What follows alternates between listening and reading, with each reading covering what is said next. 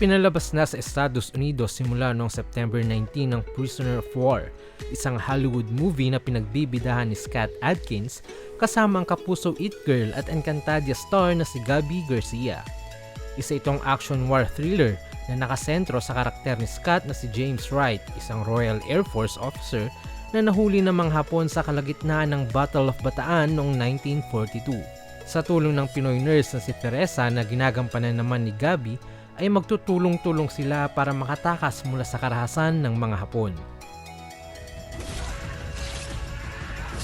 Matatandang nung nakaraang taon ay binalita ni Gabby ang kanyang movie collaboration sa British actor na si Scott nang titulo pa lang noon ay Death March.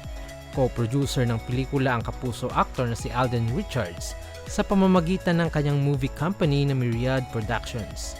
Kasama ni Gabby sa cast sina Peter Shinkoda, Donald Cerrone, Michael Copon, Michael Rene Walton at Gary Cairns. Mula naman ito sa direksyon ng Australian director na si Louis Mandylor. Naunang pinalabas ang naturang pelikula sa Beverly Hills Film Festival noong Abril. Sa kabilang banda, wala pang inilabas na release date ang Prisoner of War sa Pilipinas.